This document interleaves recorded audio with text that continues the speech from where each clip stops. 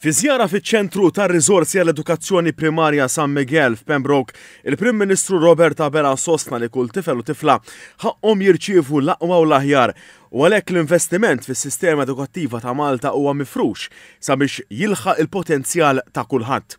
Dr. Abela qal li l-edukazzjoni ta' kwalità tiġi mill-investiment u mill-ħidma b'dedikazzjoni kbira illi juru l-edukaturi u li wara li ġie ffirmat dak li ddeskriva bħala l-aqwa ftehim għalihom issa se jgawdu minn titjib fil-kundizzjonijiet u id-dħul tagħhom.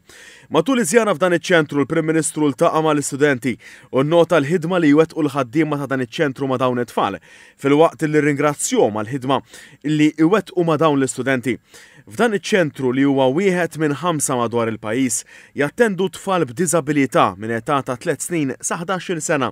Dawn l-istudenti jingħataw esperjenza edukattiva illi jibbażata fuq kurrikulu sensorjali fejn kull student ikollu pjan ta' tagħlim speċifiku għalih. Dan iċ-ċentru fih ukoll hydrotherapy pool u multisensory room. Fis-sajf f'dan iċ-ċentru jingħata servizz ta' skola sajf u bħalissa qed jattendu fih madwar 24 student. Waqt iż-żjara ġie spjegat ukoll li madħul fis-seħħ tal-ftehim settorjali ġdid, iċ-ċentru għar-riżorsa ġew imsejħa bħala skejjel. Intqal kif dan huwa pass ieħor favur l-inklużjoni għaliex m'għandix issir distinzjoni bejn skejjel differenti anke jekk jipprovdu programmi edukattivi differenti. Fiż-żjara kien hemm ukoll il-Ministru għall-Edukazzjoni, l-Isport, iż-żgħażagħ, ir-Riċerka u l-Innovazzjoni Clifton Grima.